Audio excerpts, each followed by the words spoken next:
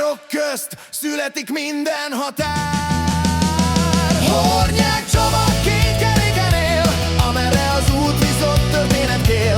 Rejtett helyek, szabad ég, ez az út, és most indul még.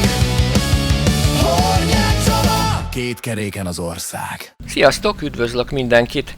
Itt vagyok Tata és Kömlőd között, és fent voltam azon a tisztáson, ahonnan remek kilátás nyílik Tatabányára, illetve ellenkező irányba, Kocs felé is, de mindjárt mutatom térképen, hogy pontosan merre is vagyunk. Most pedig itt Kömlőd előtt ennél az éles balos kanyarnál azon gondolkodom, hogy elmenjek ezen a földúton Nagyparnak puszta felé. A dilemma oka az volt, hogy még nagyon tavasz van, és bár a kis klasszikus Kawasaki megúró S1 minden tekintetben alkalmas arra, hogy elhagyjuk vele az aszfaltos utat, kicsit azért attól tartok, hogy még akadnak, főleg az árnyékosabb helyeken, sárosabb, dagonyás részek is, és annyira tiszta még a motor így az év elejé első nagyobb guruláskor, ráadásul a gumik sem sárra lettek kitalálva, és attól azért én is jobban féltem a technikát, hogy komolyabb, sáros offroad utakat bevállaljak vele, hiszen azért ezt nem erre találták ki. De ahogy látjátok, a józan ész felett győzött a kíváncsiság, és az ebből adódó lehetséges élményfaktor, úgyhogy nekivágtam. Egy ideig minden jó is volt, remek az út, szép a táj, bennem ilyenkor mindig a felfedezni vágyás van, hogy vajon jó úton járok-e, mi van erre, lesz-e valami érdekes, illetve nekem ez egyfajta szabadságérzetet ad, amikor csak én vagyok és senki más. Na és ez az, amitől tartottam. Helyenként már voltak ilyen nedvesebb szakaszok, amiket jól ki lehetett kerülni, úgyhogy az még belefért, de gyerekek, ez most valami sokkal nagyobb. És lehet, hogy ki sem tudom majd kerülni, de nem akartam innen már visszafordulni, úgyhogy megálltam egy rövid terepszemlét tartani. Mentem arra, emelkedik az út, szerintem arra már nem lesz kár, úgyhogy megpróbálok itt fölmenni.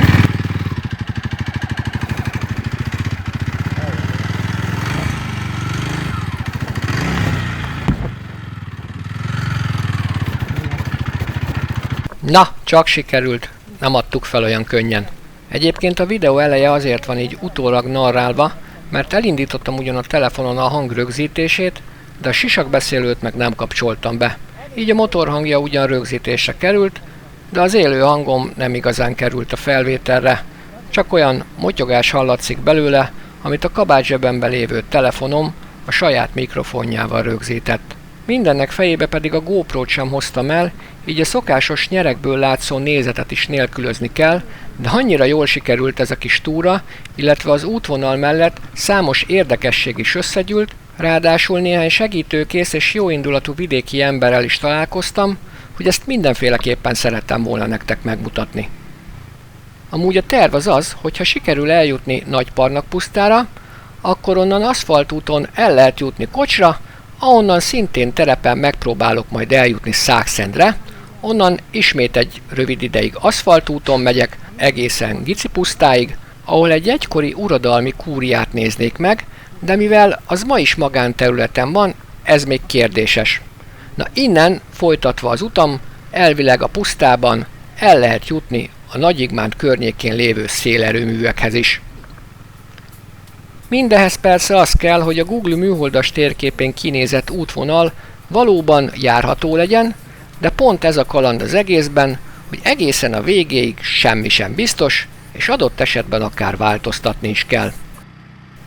Na közben pedig nézzünk rá a térképre, hogy hol is járunk, hiszen most már ideje lenne megérkezni a tanyákhoz Nagyparnak pusztára, amiről sok mindent nem sikerült kiderítenem. Vélhetően Parnaki Miklós volt korábban a terület tulajdonosa, akinek a neve 1327-ben tűnt fel először, amikor komáromi nemesek között Tés település ügyében tanúskodott, illetve az 1937-es térképeken már Nagyparnak puszta néven jelölték a helyet. Egyébként a terület ma is lakott, a tanyák mellett egy néhány házból álló közösség ma is él itt, közigazgatásilag azonban nem önálló, hanem Kömlődhöz tartozik. És közben ide is értünk az első tanyához, innen elviekben már aszfaltozottnak kell lennie egészen a főútig. Na, és ahogy nézem, ott a füstjelek mellett valaki van is. Egy idősebb úr. Megállok, illetve visszafordulok. Megkérdezem tőle, hogy ott vagyok-e, ahol azt én gondolom, és hát ha mond egy-két érdekességet is.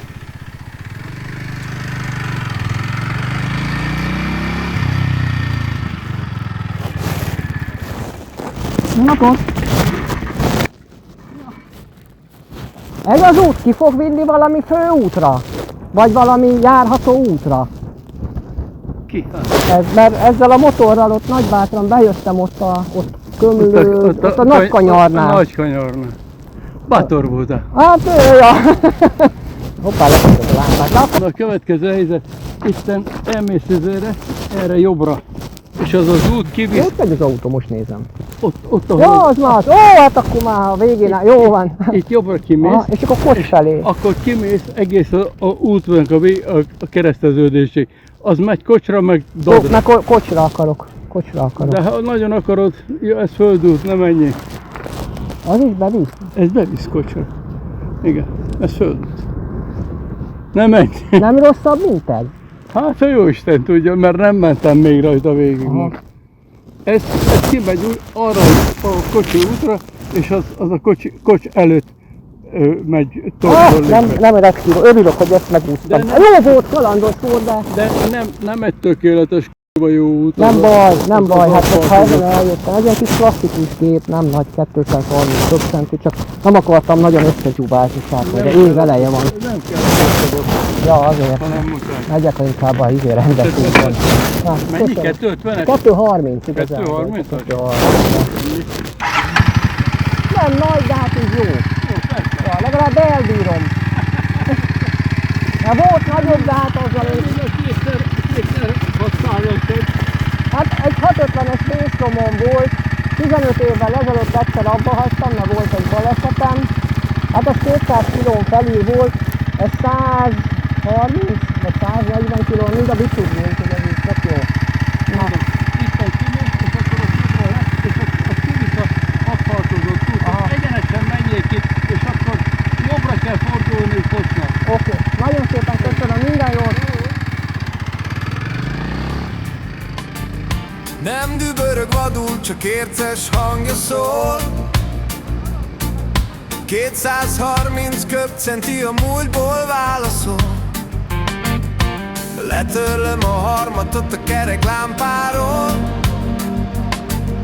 Nem kell álmodnom többet a messzi tájakról. Egy gyengeres ütem, tiszta és őszinte.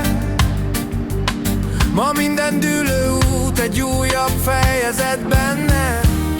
Mert nem a száguldás visz a célig, én a pillanatot nézem, amíg végig kísér az út a dombokon át, ahol a Kawasaki szutogja a vidék dalát. Rezeg a vázon, a kamera állványa, vár ránk a romos templom és a táj magánya. Lassú a tempó, de mély az élmény, hát minden ilyen nap egy igazi érték. Ez még nem a főút, hanem Nagyparnak puszta azon része, ahol az a néhány házból álló közösség él, amit korábban már említettem. És ha itt mindenki ilyen segítőkész és kedves, mint az az úr, aki útba igazított, akkor azt mondanám, hogy ez egy igen jó vidék. De tényleg, ezt szeretem így ebben a kisebb településeket érintő motorozásokban, hogy általában, ha te is úgy közelítesz, akkor valahogy barátságosabbak az emberek, vagy talán nincs bennük annyi előítélet, mint a városokban élőkben. Persze azért itt is ott is lehet és van is kivétel, de valahogy én ezeken a helyeken érzem igazán jól magam.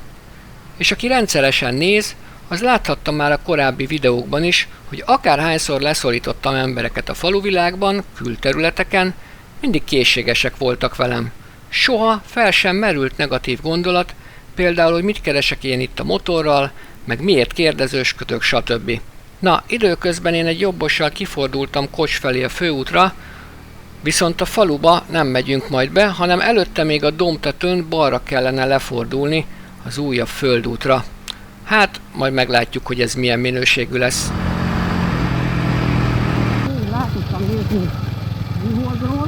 Na, meg is érkeztem oda, ahol elviekben le kell nekünk majd fordulni.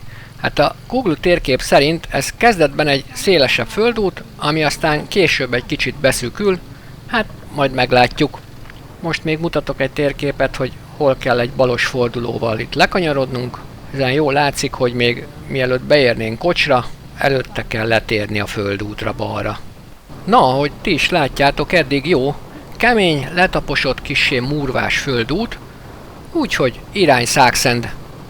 A másik oldalon a temetőnél kell majd a faluba érnünk, és ami biztató, hogy ott az utcát Kocsi útnak nevezik, ami arra utal, hogy valamikor régen ez az út vezetett Kocsra, és gondolom ez lehetett a fő közlekedési út a két falu között. Aztán a modern kor eljöttével az aszfaltcsíkot már nem erre húzták, vagyis hát nem húzták sem erre, mert a két falu nincs összekötve szilárd útburkolattal.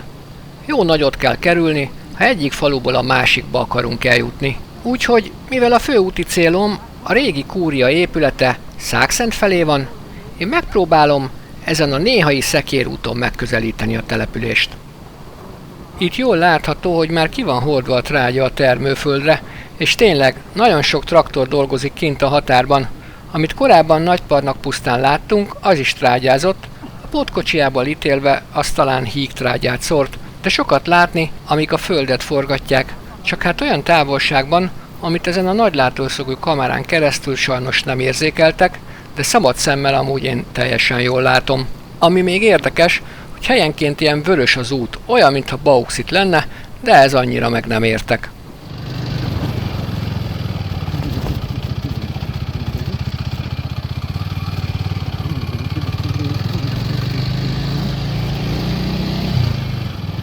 És tessék, emlegettem előbb a traktorokat, mindjárt meg is jelent egy. És ha jól látom, éppen kijön a termőföldről. Na, megállok és megpróbálom megtudni tőle, hogy milyen út várható a továbbiakban, mert ahogy látni, itt már nem múrva, hanem bizony földút vezet tovább. Szia! Ne haragudjál, ez az út bevisz Szákszendre? Nem tudod? Szákszendre? El kell menni balra. Balra? De ilyen, ettől nem lesz rosszabb az út, nem tudod? Ettől rosszabb nem lesz az út? Nem tudom, nem arról jöttem. Jó, megpróbálom. Köszönjük.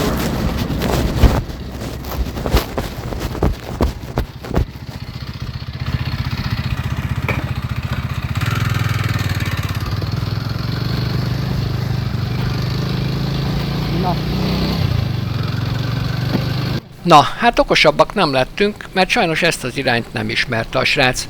Viszont innentől jelentősen megváltozott az út minősége. Mutatom is a térképen, hogy körülbelül merre járunk ezen a szakaszon. Érdekes, hogy erre már nincs annyira kijárva, és gyakorlatilag csak két keréknyom van. Viszont régen sem voltak annyira hülyék az emberek, mert bár két oldalon végig a földek vannak, de az út mellett meghagytak egy-egy sornyi fát a két oldalon, hogy a nyári nagy melegben árnyék legyen az út mentén. Hát bizony, amikor még gyalog és lóháton jártak, ennek biztosan nagy hasznát vették. Most így tavasszal persze még nincs nagy lombkorona, de nyáron egészen biztos, hogy másképpen fest ez az egész. Innentől azonban az út tényleg egyre jobban tűnik el.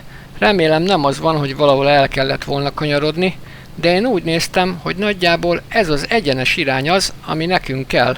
Valószínűleg a traktorosok a másik irányból, ahonnan mi is jöttünk, közelítik meg általában a földeket, és azért van az, hogy arra jobban ki van járva az út. Na tessék, erről beszélek. Itt már szinte alig látszik a kijárt nyom, de az irány tuti jó, mert ott a távolban már látom a vélhetően szákszendi templomok tornyait. Úgyhogy szerintem innen már jók leszünk.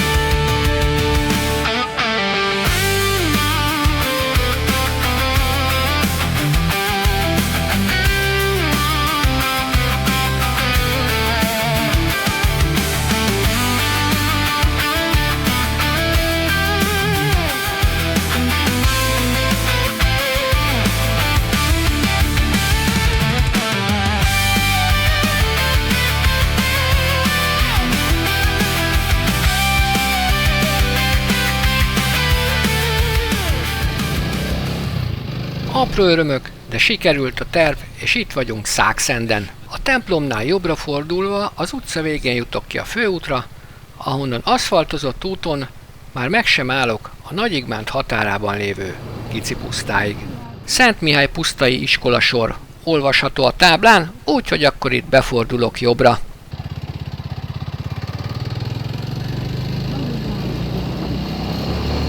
Kicsit utána olvastam a hely történelmének, és eszerint ez a puszta Szent Mihálynak is nevezett nagyobb terület Komárom vármegye nemességének egyik legerősebb és legtekintélyesebb bázisa volt, majdhogy nem a II. Világháború kezdeteig. A területen 7 puszta alakult ki, amelynek mindegyike a birtokosairól kapták a nevüket. Így született meg Gici puszta is, ahová éppen befordultam az imént. Aztán ezek a birtokkal rendelkező nemesi családok idővel felépítették a saját pusztáikon a kúriáikat. Ezek egy részét mára már lebontották, de azért akad a környéken még pár darab, mint ahogy itt is megtalálható. Elhagyott kúriák benőtt ösvények, ahol megállt az idő, ott születnek a fények. Leállítom a képet a vén fa alatt, a csendben a motorblokk még halkan pattoghat. Beállítom a fókuszt a látó. Az az info, hogy a kúria nem látogatható, már otthon is megvolt. Erre ez a tábla is ráerősített, szóval az épülethez nem léphettem be. Legalábbis akkor még ezt gondoltam. De mivel a tópartra vezető úton nem volt tiltótábla, arra jutottam, elmegyek arra. Hát, ha egy kicsit jobban meg tudom nézni az épületet. Legalább kívülről. Aztán kiderült, hogy ez az út a kúria mögé kanyarodik, úgyhogy inkább nem mentem tovább. Ha esetleg ez is a magánterület része, akkor ezt illik tiszteletben tartani. Így is sikerült legalább oldalról is megnézni ezt a bástyával is rendelkező épületet, ami amúgy érdekes, én például eddig még sohasem láttam kúria épületet bástyával. Aztán, ahogy gurultam vissza az útra, láttam, hogy valaki kijön az épületből. Na mondom, akkor oda megyek, és megkérdezem, hátha.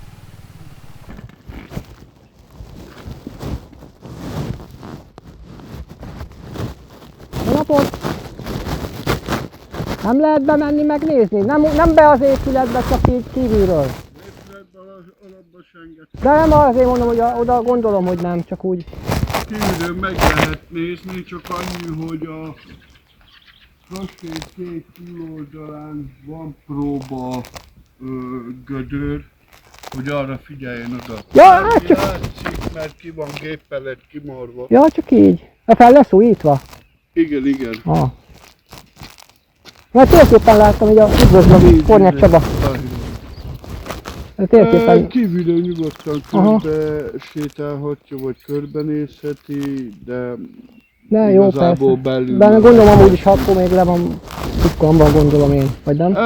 Megkezdtük. Ja. A belül a burkolatokat leszettük, aztán megjött a tél, most majd tavasszal neki lesz szállva. Mert nem a száguldás visz a célig.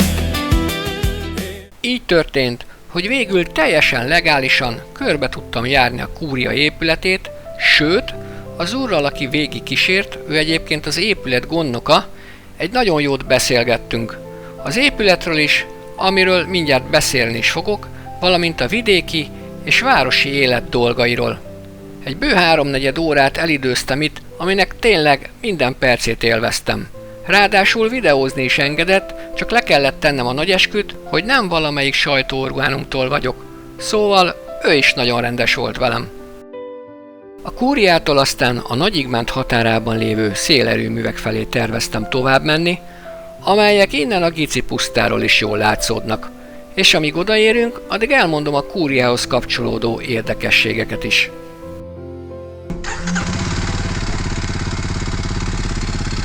De mielőtt neki kezdek, nézzünk rá a térképre, hogy pontosan merre is vezet az út tovább.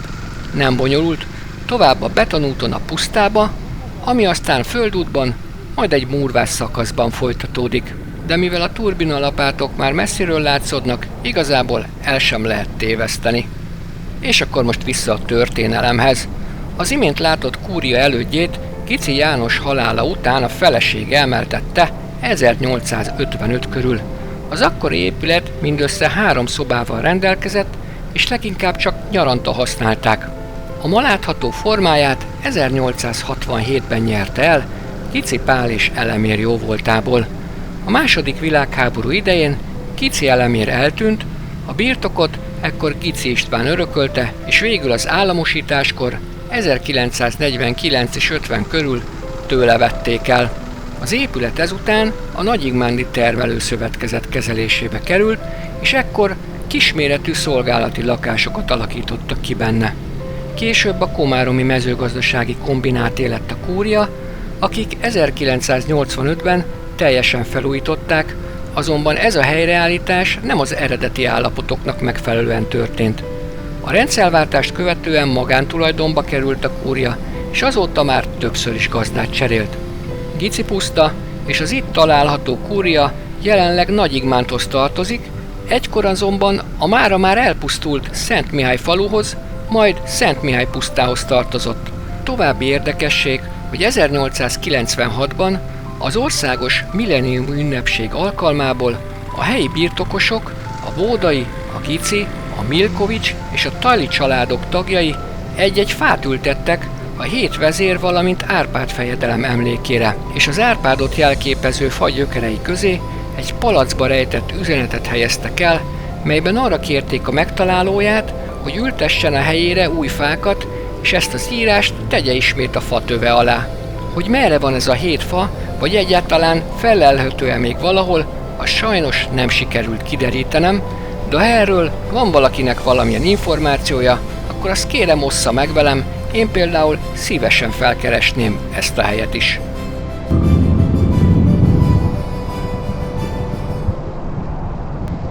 Ez nagyon jó, olyan sima az út, hogy simán 50-60-nal lehet menni. Nyilván a bátraknak meg még gyorsabban. Gyerekek!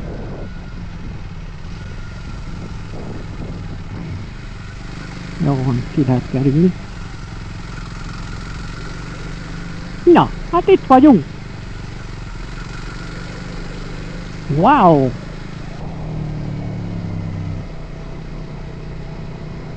Azt a mindenit. Azt tudtátok, hogy itt Nagyigmán térségében van Magyarország egyik legnagyobb összefüggő szélerőmű parkja?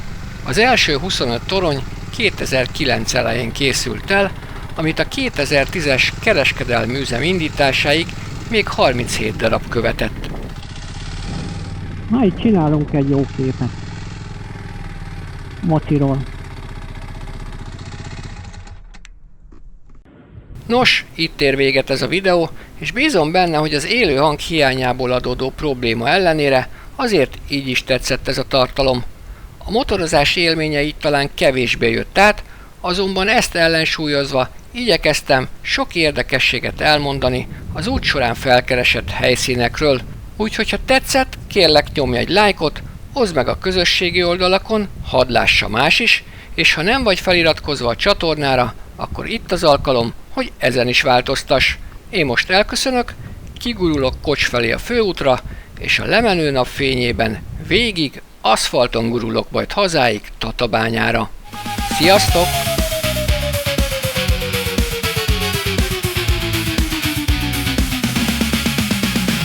Mire lemegy a nap, akkor valanyba játszik. A megúró alattam egy percet sem látszik. Fáradtnak, pedig mentünk ma eleget. Gyűjtöttem én még mesét és kilométereket. Otthon végül a kévist összeállt. Egy újabb videó született, mi a világra vár. Holnap megint indul a klasszikus gép, mert század ez az igazi élmény.